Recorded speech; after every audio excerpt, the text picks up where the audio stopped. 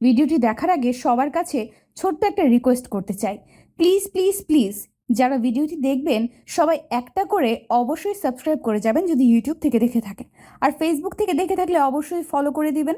আর যারা আমাকে ভালোবাসে তারা সবাই একটা করে লাইক দিয়ে দেখিয়ে দিবেন। Love you all. ফকিন্নির বাচ্চা, তোর সাহস কি করে হয় আমাকে ধাক্কা দিয়ে কাদা মাটিতে ফেলে দেওয়ার? সরি সরি আপু, আমি বুঝতে পারি নাই। আসলে আমাকে ওই কুকুরটা আমার পিছনে লাগছে, ওর থেকে বাঁচার জন্য দৌড়াতে গিয়ে আপনার সাথে ধাক্কা লাগছে। আয়ান কথা শেষ হইতেই কুকুরটা এসে ঘেউ ঘেউ করলে নদী ভয়ে উঠে লাফ দিয়ে আয়ানকে জড়িয়ে ধরে বলতে লাগলো, আমাকে বাঁচা, না হইলে তোর খবর আছে। আয়ান নদীর স্পর্শে দাঁড়িয়ে গেল। আয়ান কুকুরটাকে সরানোর চেষ্টা করতে লাগলো। কুকুরটা আরো বিগড়ে গেলে আয়ান নদীর হাত ধরে দৌড়াতে লাগলো। একটা গুলির ছিপার ভেতরে দুজনে ঢুকে পড়লো। নদী ভয়ে আয়ানের বুকে মুখ লুকালো। আয়ান এদিকে সেদিকে তাকিয়ে দেখতে লাগলো কুকুরটা চলে গেছে নাকি আছে। কুকুরটাকে এদিকে আসতে দেখে আয়ান নদীর হাত ধরে বলে, দৌড় দেন, ওই দিকে আসছে। আয়ান নদীর হাত ধরে দৌড়ে যেতে লাগলো। হঠাৎ করে সামনে যেতে একটা রুম ঢুকে পড়লো। রুমে ঢুকে দরজা লাগিয়ে দিল। নদী বলে ওঠে, ওই ওই দরজা লাগালি কেন? তোর মতলব বেশি ভালো না। রেপ করব? আমার কাছে আসলে আমি খুন করে ফেলবো। কুকুর দেখে যেভাবে ভয়ে আমাকে জড়িয়ে ধরেছিলেন, এতে বোঝা যায় খুন করার মতো সাহস আপনার নাই। আয়নের কথা শুনে নদী তোতলাতে তোতলাতে বলে, তুই তুই নিজেও তো ভয় পেয়ে আমাকে নিয়ে এখানে আসলি। তো জানেন যে কুকুরের ভয়ে দুইজন এখানে লুকিয়েছি, তারপরও আমাকে বলেন কেন তোর মতলব ভালো না? বড় বোন হয়ে ছোট ভাইকে যা ইচ্ছা বলতে পারি, এখানে রেগে যাওয়ার কি আছে? আমি আবার কোন কালের ছোট ভাই হইলাম? নদী কিছু বলতে যাবে তখন কয়েকজন মানুষজন দরজা ধাক্কা দিতে লাগলো। আয়ান নদী চমকে গেল। নদী বলে উঠে, কে? নদীর কণ্ঠ শুনে কেউ একজন বলে উঠল, ওই দরজা খুল, না হলে দরজা ভেঙে ফেললাম। দরজা ভাঙলে তোদের খবর আছে, নোংরামি করার জায়গা পাস না। আয়ান দরজা খুলে দিলে লোকগুলো আয়ানকে মারতে লাগলো। নদী পালাতে যাবে, সাথে কয়েকজন ছেলে চুল ধরে নদীকে থাপ্পড় মারলে আয়ান রেগে লোক তিনটাকে লাথি মেরে ফেলে দিয়ে বলল, আমরা কি করছি সেটা না বলে মেয়ে মানুষের গায়ে হাত তোলার সাহস কোথা থেকে পান? আপনাকে কে অধিকার দিয়েছে মেয়ে মানুষের গায়ে হাত তোলার? আয়ানের কথা শুনে তিনজন উঠে বলে, ওকে ধরেন ভালো করে, এখানেই নোংরামি করে। আবার আমাদের বলে সাহস কি করে হয়, দুজনকে ধরে নিয়ে চলেন। কথাগুলো বলেই দুজনকে ধরে নিয়ে যেতে লাগলো। নদী বলতে লাগলো, আমাকে ছেড়ে দেন, আমি কিসের নোংরামি করছি? আমাকে ছেড়ে দেন, আমাকে ট্রেন ধরতে হবে, দয়া করে আমাকে ছেড়ে দেন। নদীর কথা শুনে একজন বলে, দেখেছেন কাহিনী, আমাদের এখানকারও না, আমাদের বস্তিতে নাম খারাপ করতে এসেছে। ওদের ধরে বিয়ে পড়িয়ে দিলে ভালো হবে। এখানে মজা নিতে আসা, বের করছি। কি বিয়ে মানে? আমি ওনাকে চিনি না, আর না উনি আমাকে চেনে।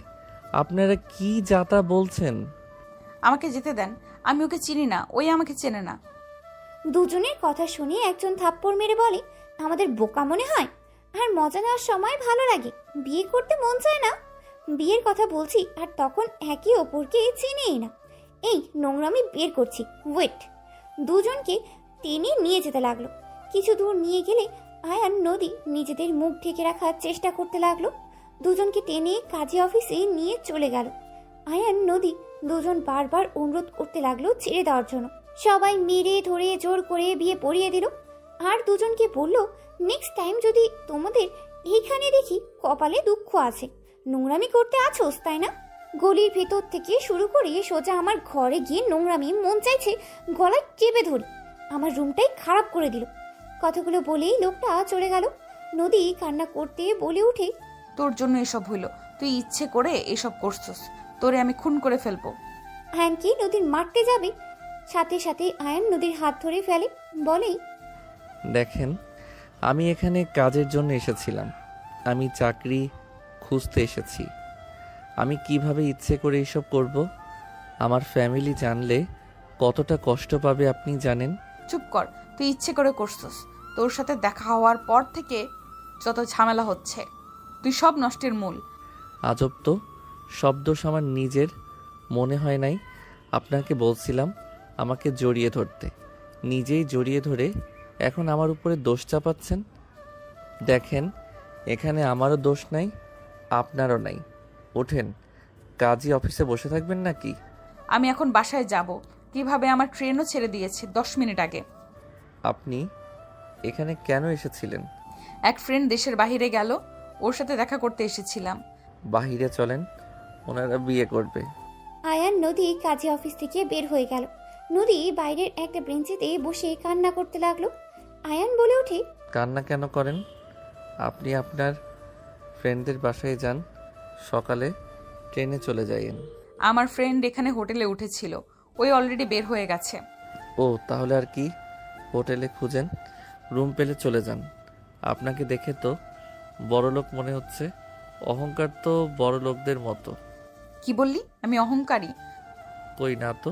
মজা করবি না, বিপদের সময় মেজাজটা খারাপ করিস না। এখানে বসে না থেকে চলে যান। কোথায় যাব এই রাতে? হোটেলের রুম পাওয়া যাবে নাকি? খুঁজে দেখলে তো আর সমস্যা নাই, তাই না? যান, ওঠেন, সময় নষ্ট না করে যান। তুই কোথায় থাকবি? আমি ছেলে মানুষ, যেখানে ইচ্ছে থাকতে পারবো। আপনি যান। আমার ব্যাগটা মনে হয় ওই রুমে আছে। ব্যাগটা তো দেখছি না।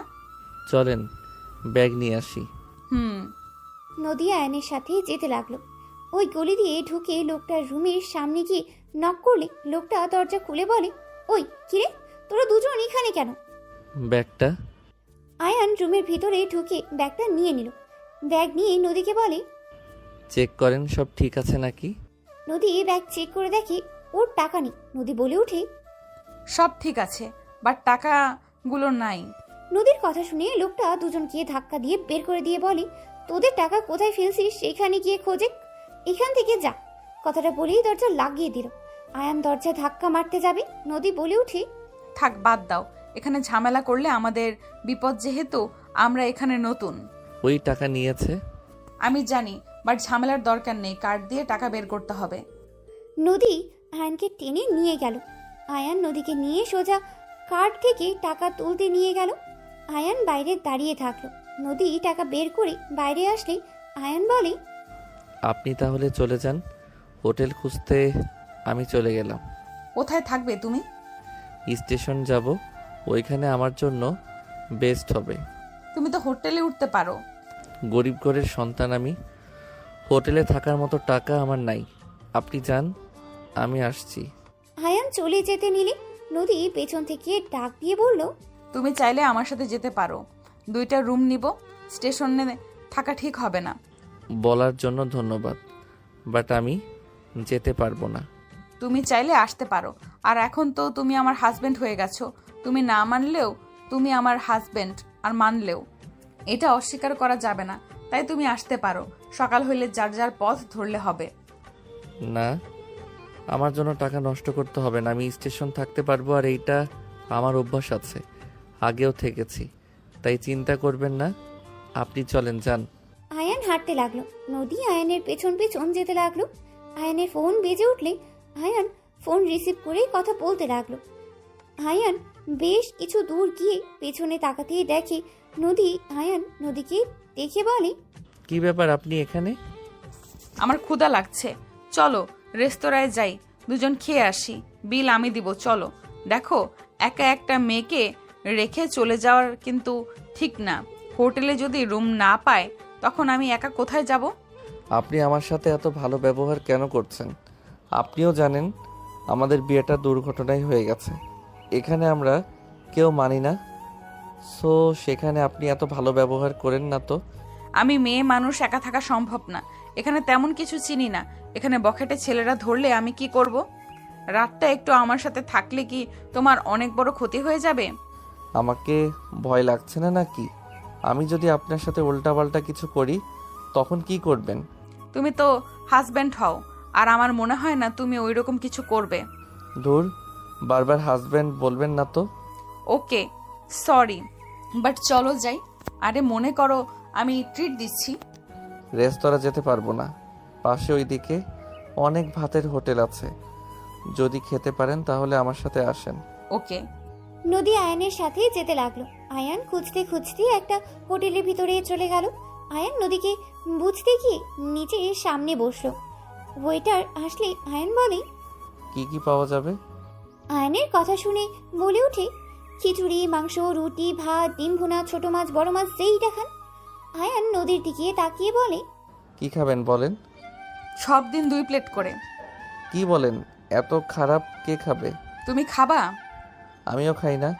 আমাকে খিচুড়ি আর ডিম ভুনা নিয়ে এসে দেন। আর আপনি কি কি খাবেন সেটা বলে দেন। আমাকেও তাহলে খিচুড়ি ডিম ভুনা দেন। সাথে মাংস নিয়ে আসেন। আয়ান অর্ডার দিয়ে ফোন বের করে। কল রিসিভ করলে ওই পাশ থেকে একজন বলে ওঠে, তুই কোথায় রে? তোর আঙ্কেল অনেক চিন্তা করছে, এখন তো আসলি না। আব্বুকে বলো আমি ট্রেনটা ধরতে পারি নাই, সকালে ট্রেনে চলে যাব। আচ্ছা, তুই কোথায় থাকবি? দেখি। আচ্ছা রাখ বাই। আয়ান কল কেটে দিল। খাবার আসলে আয়ান মাংস, ডিম নদীর দিকে এগিয়ে দিল। নদী বলে ওঠে, আমি তো মাংস অর্ডার দেই নাই, তুমি দিয়েছো, তুমি খাও। আপনার জন্য করছি, আপনি খান। আমি একা খেতে পারবো না। আমি কিছু শুনতে পারছি না। আয়ান কথাগুলো বলে খাওয়া শুরু করলো। নদী আয়ানের দিকে দিতে গেলে আয়ান রাগী লোক নিয়ে তাকালে নদী মাঝখানে রেখে ডিম দিয়ে খেতে লাগলো। আয়ান নদীর প্লেটের এক সাইডে রেখে ঠেকে দিলে মাংস। নদী বলে ওঠে, এটা কি করলে? খান, বেশি কথা বলেন না। তুমি হা করো, আমি খাওয়াই দিই। একটু খেয়ে দেখো কেমন লাগে। আমার অ্যালার্জি আছে, আপনি খান। ও আচ্ছা। নদী খেতে লাগলো। দুজন খাওয়া শেষ করে নিলে আয়ান বলে ওঠে, আরও কিছু খাবেন? পেটে জায়গা নাই, তুমি খাবে কি? না, আমারও পেট ভরে গেছে। নদী আয়ান উঠে পড়লে নদী বিল দিতে যাবে। আয়ান ওয়ালেট থেকে টাকা বের করে বিল দিয়ে দিল। নদী বলে ওঠে, এইটা কি করলে? চলেন। আমার প্রশ্নের উত্তর দাও। মানুষজন তাকিয়ে আছে, এখন থেকে চলেন। আয়ান চলে যেতে নিলে নদী আয়ানের পেছন পেছন যেতে লাগলো। নদী আয়ানকে বলতে লাগলো, আমাকে বিল দিতে দিলে না কেন? তোমার কাছে তো বেশি টাকা নেই, তাহলে কেন এরকম করলে? মায়া মানুষের টাকা দিয়ে খাবো আমি? So funny. শুনেন, আমার সামর্থ্য অনুযায়ী আমি খাওয়ানোর চেষ্টা করছি। আর আপনি আমার স্ত্রী হয়ে গেছেন, সেখানে আপনার টাকায় খাওয়া আমার পক্ষে সম্ভব না। আর আসল কথা, আমি কারো টাকায় খাই না, নিজের ইনকামের ভিতরে সব কিছু করি। তাই এই বিষয় নিয়ে কোনো কথা শুনতে চাই না। স্ত্রী কি পর হয় নাকি যে তাদের কোনো কিছু নেওয়া যাবে না? বিপদে যদি স্ত্রী তার স্বামীর পাশে নাই থাকতে পারে, তাহলে কেমন স্ত্রী হইলাম? আপনি সম্পর্কটা অন্যভাবে নিয়ে যাচ্ছেন। আপনি ভুলে যাইয়েন না, আমাদের এই বিয়ের মধ্যে থাকা সম্ভব না। আজকে রাত পর্যন্ত আপনার সাথে থাকা, সকাল হইলে দুইজন আলাদা পথ। আচ্ছা, শুনে দেখি কম টাকায় কোনো রুম ভাড়া পাওয়া যায় নাকি? আয়ান কম ভাড়ায় হোটেল খুঁজতে লাগলো। কোনো জায়গায় খালি রুম পাইলই না। নদী বলে ওঠে, আমি যেখানে নিয়ে যাই সেখানে যাবে, বেশি কথা বলবে না। আপনি একা থাকেন গা, যান। চলো তো। নদী আয়নের হাত ধরে টেনে দামি হোটেলের সামনে চলে গেল। ভিতরে গিয়ে রুম একটা পেয়ে যায়। আয়ান বলে ওঠে, তাহলে তো হয়ে গেল। আপনি যান, আমি চলে যাই। কথা কম বলো, চলো। নদী আয়নের হাত ধরে চাবি নিয়ে যেতে লাগলো। আয়ান নদীর হাতের দিকে তাকিয়ে থেকে যেতে লাগলো। রুমে চলে গেলে নদী বলে ওঠে, থাকো, আমি ফ্রেশ হয়ে আসি। আর খবরদার এখান থেকে চলে যাবে না। আমি চলে গেলে ভালো হইতো, আপনি একটু বুঝেন।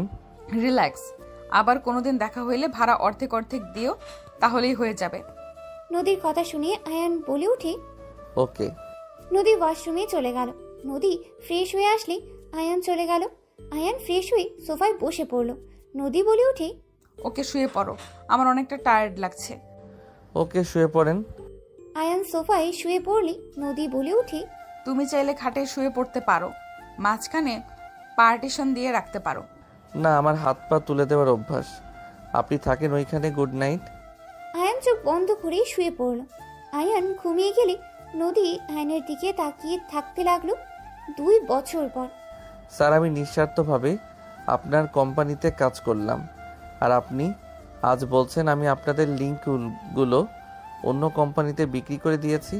তুই যদি না করস তাহলে ওই পোলা, তুই ছাড়া তো এই লিঙ্কের কথা কেউ জানতো না।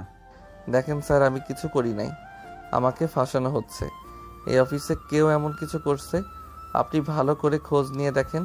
তুই করছস, আমাকে কিছু দেখতে হবে। তুই এখন এই কোম্পানি থেকে চলে যা, যার কাছে বিক্রি করছস তার কোম্পানিতে কাজ কর, বের হ। রনি ধাক্কা দিয়ে বের করে দিতে সাথে সাথে আয়ানকে কেউ ধরে ফেললো। রাইসা বলে ওঠে, আয়ান কিছু করেনি, সব আপনি করেছেন। অন্যের উপরে দোষ চাপাতে লজ্জা করে না? ম্যাম কি বলছেন? আমি কেন এমন কাজ করব?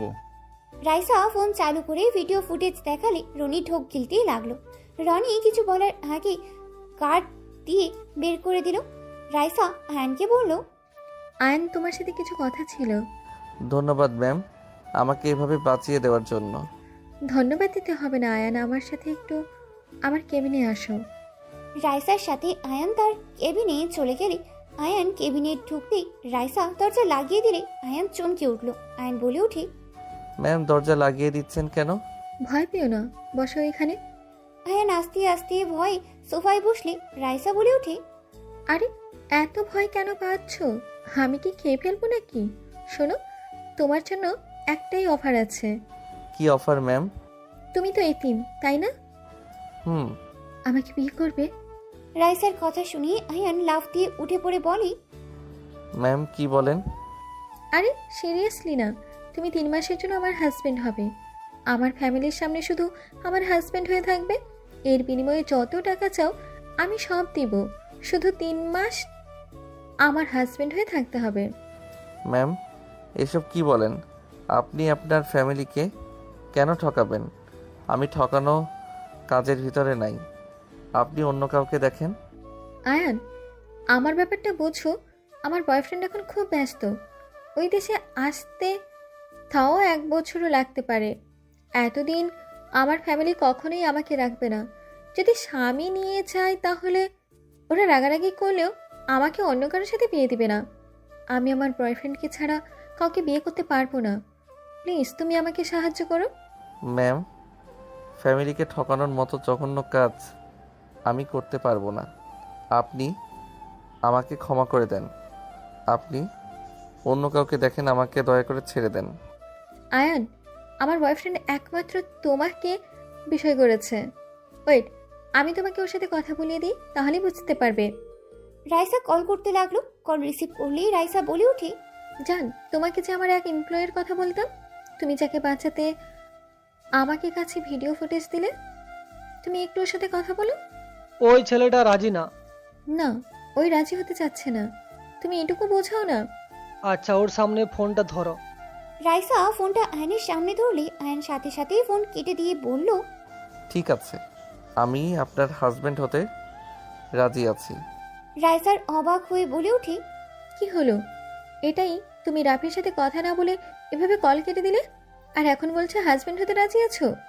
আপনি কি চান আমি আপনার হাজবেন্ড হয়ে যাই, নাকি চান না? চাই। তাহলে কবে যাবেন আমাকে জানিয়ে দিয়েন। আমি আমার কাজ করতে গেলাম।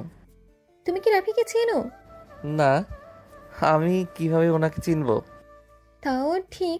আচ্ছা যাও, সকালে ব্যাগ গুছিয়ে স্টেশন এসেছো, আমি কল দিব। ঠিক আছে। আয়ান চলে গেল। রাইসা রাফিকে কল দিয়ে কথা বলতে লাগলো। সন্ধ্যার দিকে অফিস ছুটি হইলে আয়ান বাসায় চলে গেল। আয়ান বাসায় গিয়ে রান্না করতে লাগলো আর রাকিব সাথে কথা বলতে লাগলো। কথা শেষ হইলে আয়ান রান্না শেষ করে ফ্রেশ হতে চলে গেল। ফ্রেশ হয়ে কিছুক্ষণ ফেসবুকিং করে রাত হইলে খেতে চলে গেল। খাবার খেয়ে ঘুমিয়ে গেল। সকালে রাইসার ফোনের শব্দে ঘুম ভেঙে গেল। আয়ান কল রিসিভ করতে রাইসা বলে ওঠে, আয়ান, কোথায় তুমি? ম্যাম 10 মিনিট লাগবে। তাড়াতাড়ি রেডি হয়ে আসো, 15 মিনিট সময় আছে। Okay ma'am. আয়ান ফোন রেখে তাড়াতাড়ি করে ফ্রেশ হতে চলে গেল। ফ্রেশ হয়ে পোশাক পরিবর্তন করে নিল।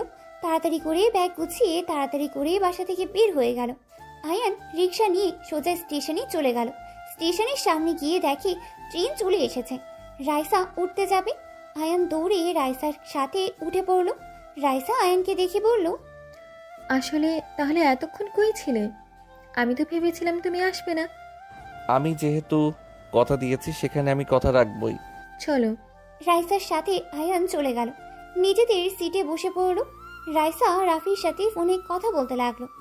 আয়ান আর চোখে দেখতে লাগলো। রাফি দুষ্টুমি করে বলে ওঠে, তোমার জামাই ওইভাবে তাকিয়ে থাকে কেন? কথা বলবে নাকি? আমার সাথে কেউ কথা বলতে চাইলে আমি কিছু মনে করব না। সরি স্যার, আমি কারোর সাথে কথা বলতে ইচ্ছুক না। আপনারা কথা বলেন। আয়ান কথাগুলো বলে বাইরের দিকে তাকিয়ে থাকলো। রাফির সাথে রাইসার সারা রাস্তা কথা বলতে লাগলো। রাফি বলে ওঠে, তোমার ছোট্ট হাজব্যান্ডের মনে হয় ক্ষুধা লাগছে, খাবার নিয়ে আসো নাই? রাফি, বাজে কথা বলবে না। বারবার ওকে আমার হাজবেন্ড কেন বলছো? তোমার যদি রাগ হয় তাহলে নিজে চলে আসো। তা তো আসতে পারবে না। ফ্যামিলিকে বলার সাহসও পাও না। যত সব। আরে বাবা, রেগে কেন যাচ্ছ? আমি তো মজা করে বলছি। যাই হোক, তোমরা খেয়ে নাও, আমি মিটিংয়ে যাব। রাফি কল কেটে দিলে রাইসা আয়নের দিকে তাকাতে দেখে আয়ান সামনে বাচ্চা মেয়ের সাথে দুষ্টুমি করছে। রাইসা আয়নের আর বাচ্চা মেয়েটার কাণ্ড দেখে হেসে দিল। রাইসা আয়ানকে বলল, আয়ান, বিরিয়ানি খেয়ে নাও। কিছু খাবো না। পানি হবে কি? হুম। রাইসা পানি দিলে আয়ান পানি খেয়ে বাইরের দিকে তাকালো। রাইসা বিরিয়ানি খেতে জোর করলে আয়ান খেতে রাজি হলো না। রাইসা বলে ওঠে, কি সমস্যা তোমার? দুপুর হয়ে গেল, ক্ষুধা লাগে নেই নাকি?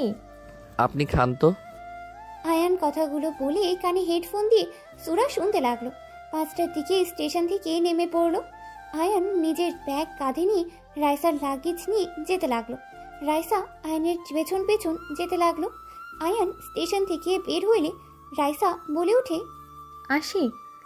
আপু, আশিক দৌড়ে এসে রাইসাকে জড়িয়ে ধরে বলে, আপু কেমন আছো? আর ভুয়া দুলাভাই এইটা নাকি? বাট এইটা ছোট লাগছে, কেউ বিশ্বাস করবে কিনা সন্দেহ আছে। আমার থেকেও তো ছোট লাগে। আপনি জানেন আমি ভুয়া হাজব্যান্ড? আমার ইয়ে দুলাভাই তো রাফি চৌধুরী, আর এই গ্রুপের মালিকের ছেলে। ও আচ্ছা। লাগেজ নিয়ে চলো। রাইসা কথায় আয়ানের হাত থেকে লাগেজ নিয়ে যেতে লাগলো। আয়ান ওদের সাথে যেতে লাগলো। 3 জন গাড়িতে উঠে যেতে লাগলো। আশিকের ফোনে কল আসতে সামনে ফোন রেখে কল রিসিভ করে ড্রাইভিং করতে লাগলো আর কথা বলতে লাগলো। আয়ান বাইরের দিকে তাকিয়ে থাকতে লাগলো। একটা পুরনো জমিদার বাড়ির ভেতরে গাড়িটা থামলো। আয়ান গাড়ি থেকে নেমে রাইসা বলে ওঠে, ভেতরে চলো। এটা তো জমিদার শেখ বাড়ি, তাই না? হ্যাঁ, আমার দাদার বাবা ছিলেন সে। ও আচ্ছা। ভেতরে চলো।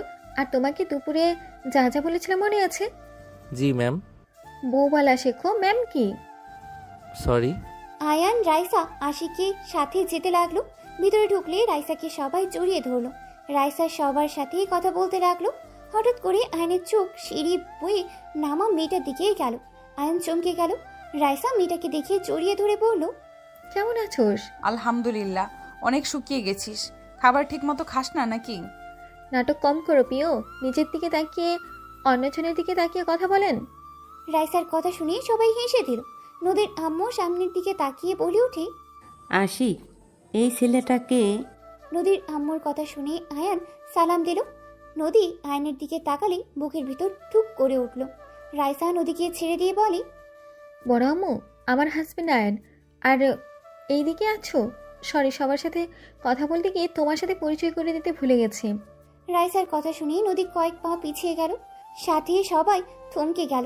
রাইসার আম্মু বলে ওঠে, আমাদের না জানিয়ে তুই বিয়ে করে ফেলেছিস? উপায় ছিল না আম্মু।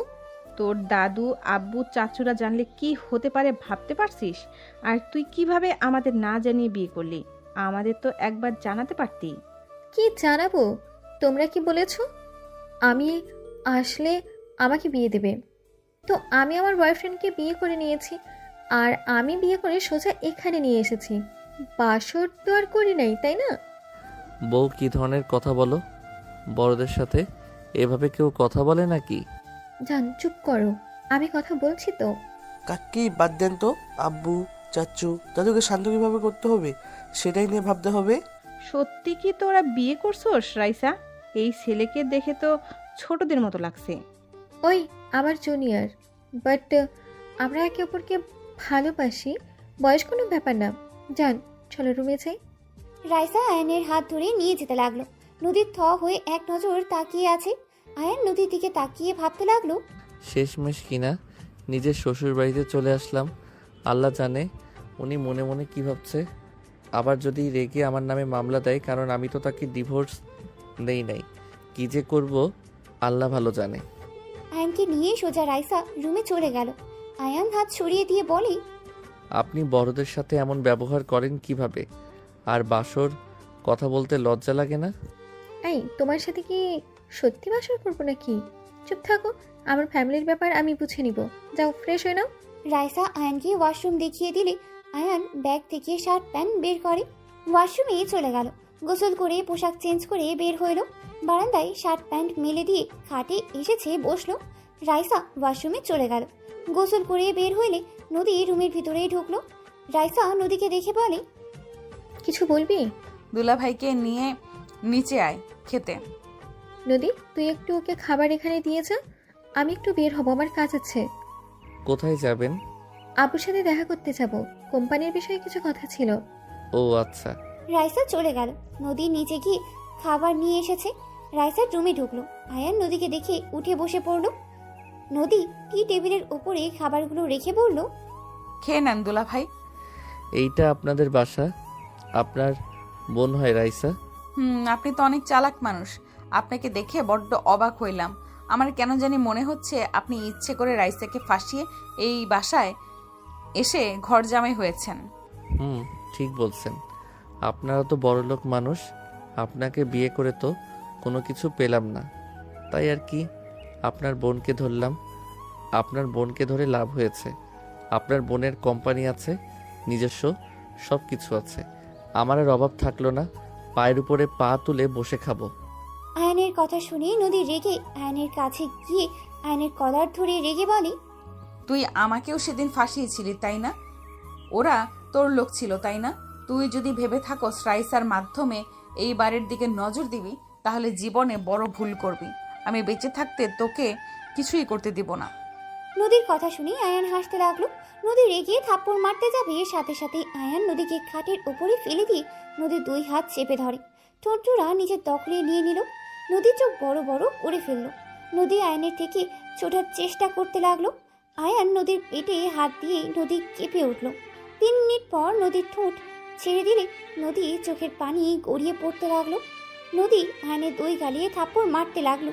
নদী কান্না করতে করতে বলতে লাগলো, আমার হাজবেন্ড হয়ে অন্য কাউকে বিয়ে করতে কি বিবেকে বাঁধলো না? তোর টাকা প্রয়োজন হইলে আমাকে বলতে পারতি, তুই অন্য কাউকে কেন বিয়ে করলি? আয়ান নদীর বুকে মাথা দিয়ে দুই হাত খাটের সাথে চেপে ধরে বলে, আমাকে কি ভালোবাসেন নাকি? তোকে কেন ভালোবাসবো? এই জন্য বলে এতদিনে মানুষ চেনা যায় না। এই জন্য বলে একদিনে মানুষ চেনা যায় না। তুই এত খারাপ, সামান্য টাকা সম্পদের জন্য আমার কাজিনকে বিয়ে করে এই বাড়িতে আসলি। তুই সব চেনার পর কেন আমার সাথে যোগাযোগ করলি না? যোগাযোগ করলে তো আমি তোকে ফিরিয়ে দিতাম না? যা টাকা লাগে, যা দরকার আমি তোকে দিতাম।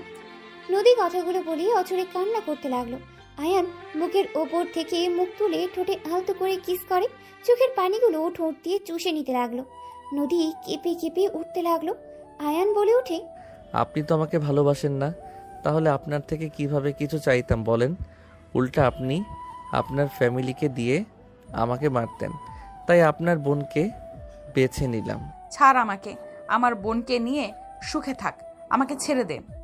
নদীর কথা শুনে আয়ান হাত ছেড়ে দিয়ে নদীর উপর থেকে উঠে পড়লো। নদী উঠে ওড়না ঠিক করতে লাগলো আর কান্না করতে লাগলো। আয়ান উঠে সোফায় বসে খাবার খেতে লাগলো। নদী অছরে কান্না করতে লাগলো। আয়ান বলে ওঠে, খাবার খাইছেন দুপুরে? তুই খা, তোর শ্বশুর বাড়িতে খাবার জন্মের খাবার খা। জন্মের খাবার আবার কেমন দেখা যায়? লুচ্চা বদমাইশ। ও লুচ্চা বদমাইশের মতো দেখা যায়। কুত্তা বিড়াল, তোকে আমি খুন করে ফেলবো। যাক বাবা, আমি আবার কি করলাম? শ্যালিকা কান্না বন্ধ করে পাশে এসে বসো। কুত্তা, আমি তোর স্ত্রী, তুই আমাকে শালিকা কোন হিসেবে বলস? থুপকু, বড় বউ আসো, একটু কাছে বসো তো। চুপ কর। নদী বের হয়ে যেতে নেবে, তখন আয়ান নদীর দিকে যাবে। সাথে সাথে আশিক এসেছে পরে। আয়ান সোফায় বসে খাবার খেতে লাগলো। নদী বলে ওঠে, দুলা ভাইয়ের কাছে থাক, কিছু লাগবে কিনা? ওকে যাও, আমি দেখছি। নদী চলে গেল। আশিক খাটের ওপরে বসে বলতে লাগলো, তোমার বাসা কোথায়? তোমার ফ্যামিলি থেকে কে আছে? স্যার, এখানে কেন এসেছি ভালো করে জানেন। আমার বাসা কই, আমার ফ্যামিলিতে কে কে আছে এসব বলতে আগ্রহ না, আপনাদের কাজ হইলে হলো। পরিচিত দিতে কি সমস্যা শুনি? কোনো কাহিনী করে ভাগবে নাকি? আপনার যেইটা ভাবার ভাবেন, আমি কোনো কিছুর উত্তর দিতে বাধ্য না। আয়ান কথাগুলো বলে খাবার খেতে লাগলো। খাওয়া শেষ হলে হাত ধুয়ে পানি খেয়ে উঠলে সাথে সাথে আশিক বলে ওঠে, চলো ঘুরতে যাই। রুমে একা একা কি করবে? কোথায় যাবেন? চলো আমার সাথে। আয়ান আশিকের সাথে নিচে নামতে লাগলো। আশিক বলে ওঠে, আম্মু আমরা বের হচ্ছি, আপু আসলে বলে দিও। আশিক আয়ান চলে গেল। নদীর আম্মু বলতে লাগলো, যাই বলিস, রাইসার কিন্তু রুচি ভালো আছে। ছেলেটা দেখতে মাশাআল্লাহ আছে, মানুষের ভিতরে ধরানো যাবে। ভাবি আপনি এসব বলছেন, আর আমি এদিকে আমি চিন্তায় মরছি যে শ্বশুর মশাই ভাইজান রাইসার বাবা কিভাবে নেবে। দুজন কথা বলতে লাগলো। আয়ান আশিকের সাথে ঘুরতে লাগলো। রাত 8টার দিকে আশিকের সাথে আয়ান বাসার ভিতরেই ঢোকে। দেখে নদীর আব্বু রাইসাকে থাপ্পড় মেরে বলছে, তোমাকে আমরা এই শিক্ষা দিয়েছি, যাকে তাকে ধরে নিয়ে এসে বলবে বিয়ে করে এসেছি, ও আমার হাজব্যান্ড, মেনে নেন। তুমি এখন তোমার হাজব্যান্ডকে নিয়ে এখান থেকে বের হয়ে যাবে। আব্বু অলরেডি সবাই জেনে গেছে এই ছেলেটা আপুর হাজবেন্ড। এখন যদি কেউ জানে যে বের করে দিয়েছেন, মান সম্মান থাকবে তো? এইটুকু ছেলেকে বিয়ে করছে, আমি কি আর বলবো? আমার বলার মতো ভাষা নাই। দাদু, ওর বয়স কম হইতে পারে, ও অনেক ভালো একটা ছেলে। আপনার ওর সাথে মিশলে বুঝতে পারবেন। আমি বুঝলাম ওই ভালো ছেলে, তুমি আমাদের না জানিয়ে বিয়ে কিভাবে করতে পারলে? আসসালামু আলাইকুম, আমি আপনাদের মাঝে কথা বলতে যাচ্ছি, যদি অনুমতি দিতেন। ওয়ালাইকুম আসসালাম। কিসের অনুভূতি? তুমি আমাদের মধ্যে একটা কথাও বলবে না? তুমি আমার বাতিদিকে পাশিয়ে বিয়ে করেছ। তোমার মতো ছেলেকে আমার চেনা হয়ে গেছে। তুমি কি ভাবছ আমার বাতিজিকে ভুলিয়ে বালিয়ে বিয়ে করে আমাদের সম্পত্তি নিয়ে নিবে? যদি ভেবে থাকো তাহলে জীবনে বড় ভুল করছো। দুঃখিত আঙ্কেল, আপনার মেয়ের সম্পত্তি বা আপনাদের সম্পত্তি এসব আমার কোনো লোভ নাই। আপনার মেয়েকে ভালোবাসি তাই বিয়ে করেছি। আপনারা আমাদের ভালোবাসা মেনে নিতেন না, তাই আমরা বিয়ে করতে বাধ্য হয়েছি। এখনও ও তোমাদের আমরা মেনে নিচ্ছি না, বের হয়ে যাও দুইজন। দাদু রাইসার হাত ধরতে যাবে, তখন রাইসার আব্বু বলে ওঠে, আব্বাজান ভাইজান বাদ দেন, আমার মেয়ে বিয়ে করে ফেলেছে, সেখানে আর ঝামেলা করে কি লাভ? ভুলটা তো আর শোধরানো যাবে না। আমার মেয়ে যদি সুখে থাকে তাহলে থাক, আর আমার একমাত্র মেয়ে আর একটাই ছেলে। আমার মেয়ের জামাই এমপ্লয়ি হয়েছে, সমস্যা নেই। আমার যা আছে এটাই আলহামদুলিল্লাহ, আমার ছেলে মেয়েদের হয়ে যাবে। রাইসার আব্বু কথাগুলো বলে চোখের কোণায় পানিগুলো গড়িয়ে পড়ার আগে মুছে ফেললো। আয়ান রাইসার আব্বুর দিকে তাকিয়ে অনেক মায়া হইতে লাগলো। নদীর আব্বুও বলে ওঠে, মেয়ে ছেলেকে সবসময় ছেড়ে দিবি না তো? মাথায় তুলে আজ কি হলো? তোর মেয়ে একা বিয়ে করে চলে আসলো, আর আমার মেয়ে ছেলেকে দেখ, আজ পর্যন্ত কোনো রিপোর্ট নাই। ছেলে মেয়েদের বেশি মাথায় তুললে এমনই হবে। নদীর আব্বুর কথা শুনে রাইসার আব্বু চুপ করে থাকলো। রাইসা মাথা নিচু করে রাখলো। আয়ান বলে ওঠে, দুঃখিত, কিছু মনে করবেন না। সব সময় চোখে দেখা কানে শোনা সবসময় সঠিক হয় না, আর ছেলে মেয়েদের নিয়ে বেশি গর্ব করা লাগে না। আর কি বলেন যে মাথায় বেশি তুলে ছেলে মেয়ে নষ্ট হয়ে যায়? স্যার, ব্যাপারটা সম্পূর্ণ ভুল। রাইসা বা তার বড় ভাই তার বাবা মায়ের অসম্ভব ভালোবাসে, সম্মান করে। আপনার ছেলে মেয়ে যে দেখতে পাচ্ছেন, আপনি বলেন যে তাদের শাসন করেন, কঠোরভাবে রাখে। আঙ্কেল, আমি 100% গ্যারান্টি দিয়ে বলতে পারি আপনার ছেলে মেয়েরা আপনাকে মনে মনে বকাঝকা করে, আপনাকে সহ্য হয়তো করতে পারে না। আপনার সামনে হয়তো ভয়ে এক্সপেক্ট করে, বাট মনের ভিতর থেকে এক্সপেক্ট করে না। আয়ানের কথা শুনে আশিক নদী রাগী লুক নিয়ে তাকালে আয়ানের কথা শুনে বলে, বিয়াদব ছেলে, আমার ছেলে মেয়েদের নিয়ে বাজে কথা বলে আস। তোর সাহস কি করে হয়? আমার সন্তানরা আমাকে ভয় পায়, সম্মানও করে, বুঝতে পারছস? আর রাইসা যদি কাউকে ভালোবাসত, তোর মতো বিয়াদবকে মতো কাউকে বিয়ে করে আনতো না। সরি আঙ্কেল, আমার কথায় কষ্ট পেয়েছেন, বাট আঙ্কেল, আমি যদি বলি এখানে আপনার আর দাদু ভয়ে এমন কাজ করতে বাধ্য হয়েছে, আপনারা তো রাইসার ইচ্ছে কোনো কিছু তো শুনতে চান না। বাড়িতে আসলে আপনাদের পছন্দ করা পাত্রর সাথে বিয়ে দিয়ে দিবেন। এইটা কেমন ব্যবহার হইল বলেন? যার বিয়ে সেই রাজি কিনা ওইটা জানার দরকার নাই। যাকে ভালোবাসে তার সম্পর্কে খোঁজ খবর নিয়ে যে দেখবেন ছেলেটা আসলে ভালো নাকি খারাপ, ওইটা তো দেখবেন না। দেখবেন শুধু ছেলেটা টাকা আছে নাকি হাই লেভেল বংশ হইতে হবে। এত টাকা টাকা করে কি হবে আঙ্কেল, যদি ভালোবাসাটা না থাকে?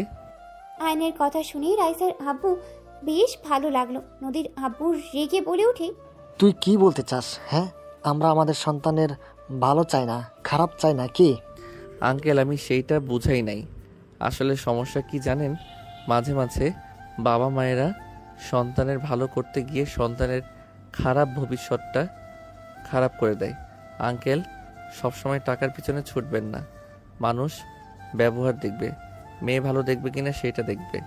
এখন অনেক টাকাওয়ালা বাট নেশাখোর বা সব মেয়ের প্রতি আসক্ত বা ব্যবহার নিকৃষ্ট বউকে সম্মান করতে জানেন না, এমন ছেলে দেখে বিয়ে দিয়ে জীবন নষ্ট করার কোনো মানে হয় না।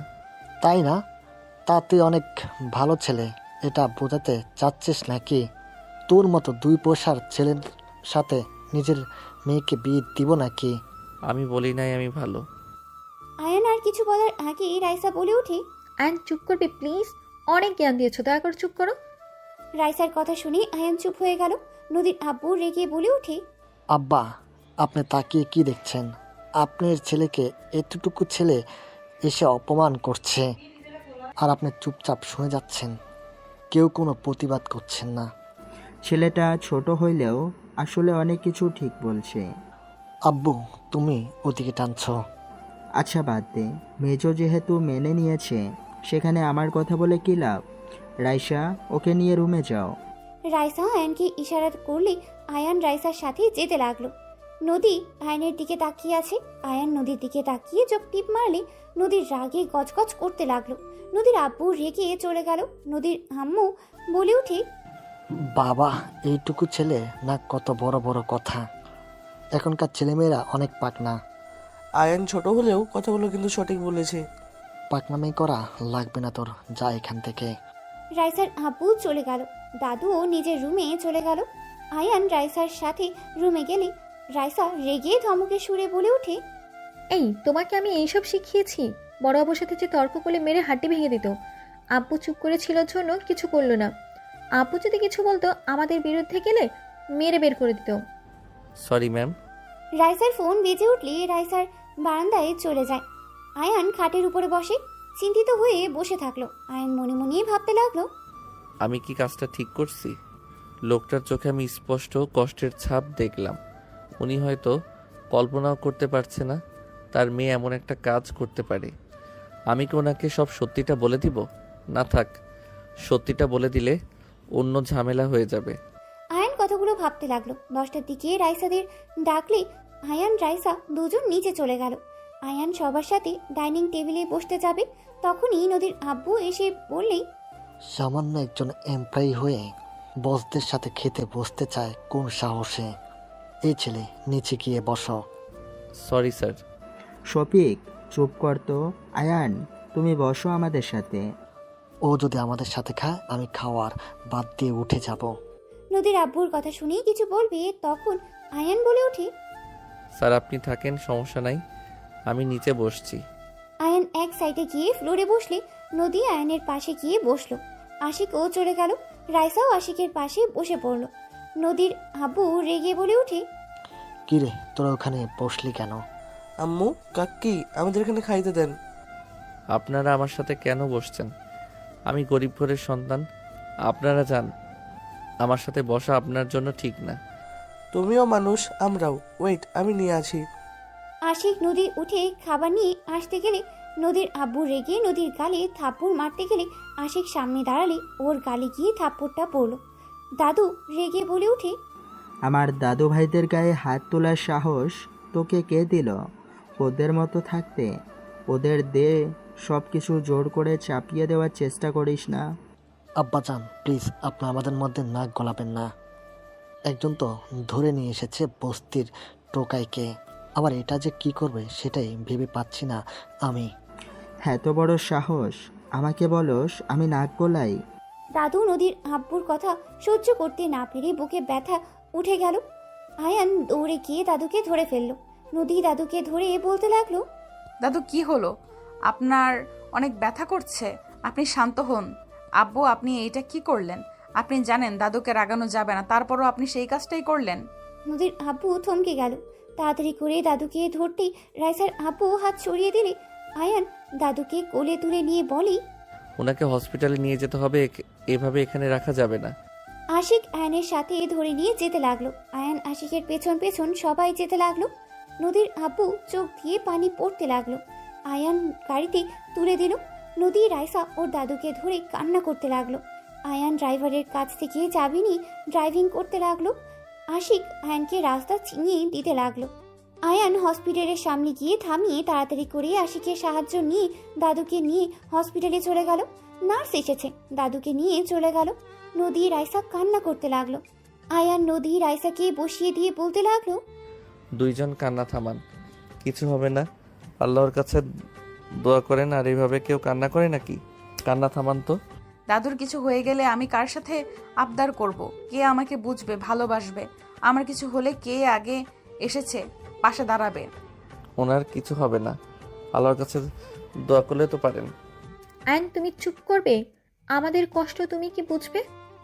তুমি তো এতিমখানায় বড় হয়েছো। তোমার ফ্যামিলি থাকলে আমাদের ভেতরে কারো কিছু হলে বুঝতে। রাইসার কথা শুনে আয়ানের বুকের ভেতরে ঠুক করে উঠল। আয়ান চুপ হয়ে গেল। আয়ান উঠে দাঁড়িয়ে দাদুর কেবিনের দিকে তাকিয়ে থাকলো। আশিক ডাক্তার ডেকে নিয়ে আসলে ডাক্তার চলে গেল দাদুকে দেখতে। সবাই হসপিটালে চলে আসলো। কয়েক ঘন্টা পর ডাক্তার বের হইলে সবাই ডাক্তারের কাছে এগিয়ে গেল। ডাক্তার বলে উঠে, রোগীর আপাতত ঠিক আছে। আপনাদের তো বলে দেওয়া হয়েছিল রোগীকে হার্ট না করা। ওনাকে কোনো চিন্তা ভাবনা রাগানো যাবে না, ওনার খেয়াল রাখতে হবে। পরের বার এই অবস্থা হইলেই বাঁচানো সম্ভব হবে না। ডাক্তার আর কিছু কথা বলেই চলে গেল। নার্স মেডিসিন লিস্ট দিলে আয়ান বলে উঠে, আমার কাছে দিন, আমি নিয়ে আসছি। আয়ান লিস্ট নিয়ে চলে গেল। ফার্মেসিতে গিয়ে মেডিসিনগুলো কিনে হসপিটালে চলে আসলো। আয়ান মেডিসিনগুলো দিলে নার্স হাতে দাদুর কাছে চলে গেল।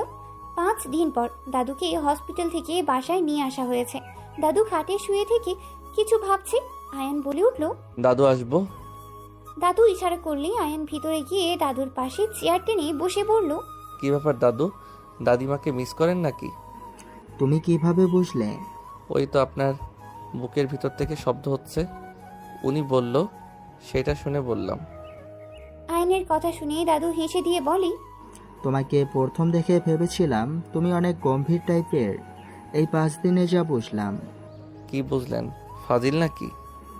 অনেক মজার একটা ছেলে তুমি। তুমি 5 দিনে সবার সাথে কত সুন্দর মিশে গেছো। আপনারা ভালো বলে মিশতে পারছি, চাচা শ্বশুর তো এখনো সহ্য করতে পারছে না। ওর কথা বাদ দাও। ওই ছোট থেকে খিটখিটে মেজাজের বড় সন্তান তো মায়ের আদরের বাদর হয়ে গেছে। ওনার আম্মু ওনাকে অনেক ভালোবাসতো, তাই না? হ্যাঁ, ওর আম্মু ওদের অনেক ভালোবাসতো। আমি বাবা হয়ে ওদের কখনোই সময় দিতে পারি নাই, ওদের মনে জায়গা নিতে পারি নাই। ওদের মা যখন আমাদের ছেড়ে চলে গেল, তখন থেকে ওরা আমাকে অপছন্দ করা শুরু করে দেয়। ওরা বুঝতে না দিলেও আমি ঠিকই বুঝতে পারি। দাদিমা কি হয়েছিল? আমার ছোট সন্তানের সাথে এই বাড়ি থেকে বের হয়ে গেছিল।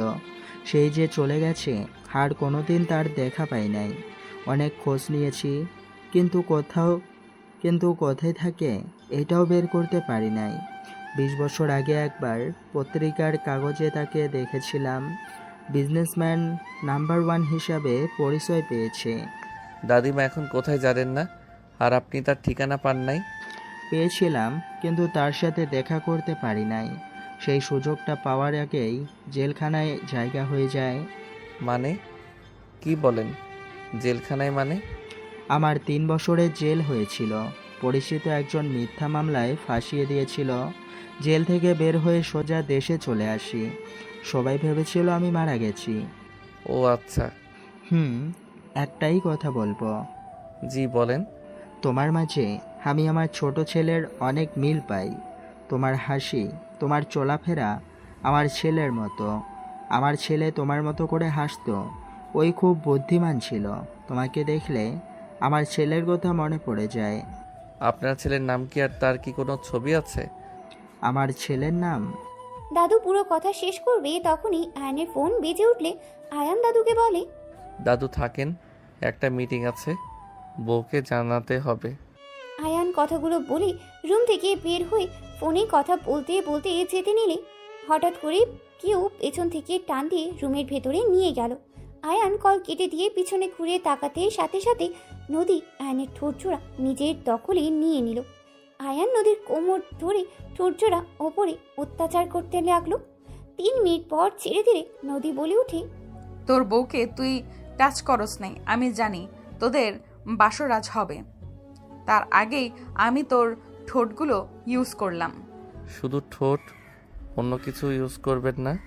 কি বলতে চাস? কিছু না। ও হ্যাঁ, বউয়ের কাছে যেতে হবে। যা, তোর বউ তোর জন্য অপেক্ষা করছে। করবেই তো, আমার বউ আমার জন্য অপেক্ষা করবে না তো কার জন্য করবে? আয়নের কথায় নদীর রাগ উঠলে কলার চেপে ধরে বলে, আমি তোকে ভালোবাসি, আমি তোর প্রথম স্ত্রী। তুই আমার আগে ওর সাথে বাসর করতে পারবি না। দেখ আমি কি করি আজকে। কি করবে? হ্যাঁ, কিছু করতে পারবে না। আমি তো আজ বাসর করবই। তোর সাহস থাকলে করে দেখাস। ওকে। আয়ান কথাগুলো বলেই রুম থেকে বের হয়ে সোজা রাইসার রুমে চলে গেল। রাইসা আয়ানকে দেখে বলল, কোথায় ছিলে আয়ান? ম্যাম, সজীব স্যারকে কল দিয়ে কথা বলেন। বললাম মিটিং সকালে বলে দিয়েছি, রাতের ভিতরে ফাইলগুলো রেডি করতে হবে। আর কয়েকটা তো ফাইল, কাজ শেষ করা যাবে। আচ্ছা আমি বাইরে যাব। ঠিক আছে। রাইসা চলে গেল। আয়ান একটা ফাইল নিয়ে সোফায় বসে ফাইলে কাজ করতে লাগলো। নদী রুমে এসেছে, আয়ানের পাশে বসলো। আয়ানের হাঁটুতে হাত দিয়ে ঠোঁট কামড়াতে লাগলো। আয়ান বারবার হাত সরিয়ে দিয়ে কাজ করতে লাগলো। নদী আয়ানের ফাইল নিতে যাবে, সাথে সাথে আয়ান নদীকে ধরে কোলে বসিয়ে দিয়ে ফাইল হাত থেকে কেড়ে নিয়ে টি টেবিলের উপরে রেখে দেখতে লাগলো। নদী ডিস্টার্ব করতে নিলে আয়ান টান দিয়ে ওর দিকে ঘুরিয়ে এক হাত দিয়ে চেপে ধরে কানে হালকা করে কামড় দিয়ে ধরে থাকলো। নদী আয়ানের পিঠে মারতে লাগলো আর বলতে লাগলো, ছাড়ো রাক্ষস কোথাকার, তোমাকে কেউ মাংস খাওয়ায় নাই নাকি যে মানুষের মাংস খেতে চাচ্ছ? আয়ান কান ছিঁড়ে দিয়ে বলি, দুষ্টুমি করা বন্ধ করবে, কাজ করতে দাও। আমি বাসর করব, আমি বড় বউ, আমার অধিকার সবার আগে। সময় হইলে করব, এখন করার মুড নাই। কাজ করতে দিবে নাকি আমি কিছু একটা করব? আমি তো চাই কিছু একটা করো। কামড় দিয়ে গাল লাল করে দিব, পরে আর কাউকে দেখাতে পারবে না। তাই চুপচাপ বসে থাকো, কাজ করতে দাও। আমার কান্না আসছে, আমি কান্না করি, তুমি কাজ করো। নদীর কথা শুনে আয়ান রূপ উচকিয়ে তাকিয়ে বলে, কান্না কেন করবে? কি হয়েছে? আয়ান, আমি সত্যি তোমাকে অনেক ভালোবেসে ফেলেছি। আমি তোমার আশেপাশে অন্য নারীকে সহ্য করতে পারছি না। কেন বুঝতে পারছো না? আমাদের বিয়েটা যেমনই হোক, আমরা তো স্বামী স্ত্রী। আয়ান, এই বিয়েটা কেন করলে তুমি? নদী কথাগুলো বলে কান্না করতে লাগলো। আয়ান নদীকে কোল থেকে নামিয়ে দিলে নদী বাচ্চাদের মতো আয়ানের শার্টের সাথে নাকের পানি মুছতে লাগলো আর কান্না করতে লাগলো। আয়ান নদীকে এক হাত দিয়ে সামনের মাথায় হাত বুলিয়ে দিতে লাগলো, অন্য হাত দিয়ে কাজ করতে লাগলো। নদী বাচ্চাদের মতো করে আয়ানের শার্ট টানতে টানতে কান্না করতে করতে বলতে লাগলো, কেন করলে আয়ান? তুমি বিবাহিত জানার পরেও কেন তুমি রাইসাকে বিয়ে করলে? আমি তো তোমাকে ডিভোর্স দেই নাই, তুমি কেন বিয়ে করলে? তাও আবার আমার কাজিনকে। আমি কিভাবে ওকে বলবো আমার স্বামীর সাথে তুই কেন থাকোস? তোকে দেখলে আমার রাগ হয়, কষ্ট হয়। নদী কথাগুলো বলতে লাগলো আর ফুপিয়ে ফুপিয়ে কান্না করতে লাগলো। আয়ান এক হাত দিয়ে বাহুতে জড়িয়ে ধরে হাত বুলিয়ে দিতে লাগলো। নদী কান্না করতে করতে বলতে লাগলো, তুমি কি জানো না, বাঙালি নারীরা সব ছাড়তে পারে কিন্তু তার স্বামীর ভাগ কাউকে দিতে চায় না। তুমি সব কিছু জেনে কেন বিয়ে করলে আয়ান? তোমার টাকার দরকার হইলে আমার সাথে যোগাযোগ করতে পারতে। তুমি তো আমার বাসা চিনতে, সব চিনেও তুমি আমার কাছে কেন আসো নাই? আমার বোনকে বিয়ে করলে। তুমি জানো আমি তোমাকে কত মিস করছি।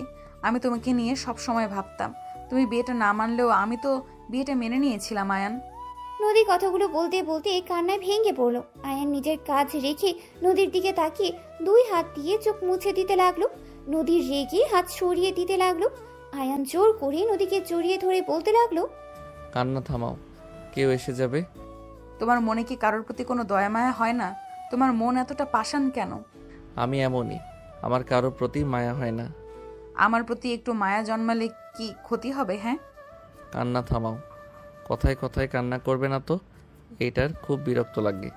কেউ মনে হয় আসছে, চোখ মুছো। আয়ান নদীকে ছেড়ে দিয়ে কাজ করতে লাগলো। নদী তাড়াতাড়ি করে চোখ মুছে ফেললো। নিজেকে স্বাভাবিক করতে গিয়ে আবার কান্না করলে কারো কণ্ঠের শব্দ শুনে সাথে সাথে নিজেকে সামলিয়ে নেয়। আশিক এসেছে বলে ওঠে, আয়ান, আমার গার্লফ্রেন্ড ওর ফ্যামিলি দেশে এসে গেছে, রাফি ভাইও এসেছে, এখন কি হবে? আশিক কথাগুলো বলে সামনে তাকাতেই দেখে নদী বসে আছে। নদী আশিকের কথা শুনে বলে, গার্লফ্রেন্ড আছে তোর? আপু তুই এখানে কি করো? দুলাভাইয়ের সাথে গল্প করি। তোর গার্লফ্রেন্ড আছে? আপু কাউকে বলো না, আব্বু শুনলে রেগে যাবে। বলবো না, বাট আমার কথা শুনে চললে। ঠিক আছে, সব শুনবো। আপু তুমি একটু যাও তো, আমি আয়নের সাথে কথা বলবো। ওই দুলাভাই হয়? তুই নাম ধরে ডাকছিস কেন? অভদ্র কোথাকার। আমি অনুমতি দিয়েছি, তাই বলছে আপনি জানতো। কিসের অনুমতি? হ্যাঁ, ওকে দুলাভাই বলে ডাকবি, একদম নাম ধরে ডাকবি না। ঠিক আছে তুমি যাও। নদী চলে গেলে আশিক আয়নের কাছে এসে বলে, আপু তো বাইরে গেছে, এখন কি হবে? ভাইয়া যদি তার বাবা মাকে নিয়ে চলে আসে, হুট করে যদি সবাই জেনে যায় যে এতদিন মিথ্যা কথা বলেছে রাইসা আপু তুমি তার হাজবেন্ড না, ভাবতে পারছো কি হবে? আমার আব্বু আরও রেগে যাবে। আপনার রিয়েল দুলাভাইকে কল করে সোজা বলেন এই বাসায় আসা লাগবে না, ভালোভাবে বুঝিয়ে বলেন। আমরা আগে সবাইকে বুঝিয়ে নেই, তারপর। তাই বলতে হবে। উনি ওনার দাদুর বাড়িতে যাবে, ওইখান থেকে সোজা আমাদের বাসায় আসবে হয়তো। দাদার বাড়ি? হ্যাঁ। ও আচ্ছা। আপু কখন আসবে, কিছু বলে গেছে কি? কল দেন। কল কেটে দেয়, মনে হয় ব্যস্ত আছে। ও আচ্ছা যান, চিন্তা করেন না, কিছু হবে না, সব ঠিকঠাক হয়ে যাবে। আশিক চলে গেল। আয়ান মনে মনে কিছুক্ষণ ভেবে কাজ করতে লাগলো। রাত 10টায় রাইসা রুমে আসলে আয়ানকে বলল, আয়ান, আজকে থেকে কিছু শুনেছো? হ্যাঁ, আপনার বয়ফ্রেন্ড এখানে আসবে ফ্যামিলি নিয়ে। 3 দিন সময় আছে। ওই এখনো বলেনি, বাট ওরা ঘুরতে দেশে এসেছে। 3 দিনের ভেতরে রাফি ওর ফ্যামিলিকে জানিয়ে দিয়ে চলে আসবে। এখন আমাদের কাজ হলো যে কোনোভাবে হোক সবাইকে বুঝিয়ে বলতে হবে আমরা কেন এমন করেছি। আচ্ছা, 3 দিন সময় আছে, এর ভিতরে সব ঠিক করে নেওয়া যাবে। আর আপনি তো বলেছিলেন কাজের চাপে দেশে আসতে পারছেন না, তাহলে হঠাৎ করে দেশে কেন আসলো? আমি জানি না, শুধু বলো দেশে আসবে, 3 দিন পর আমাদের এখানে আসবে।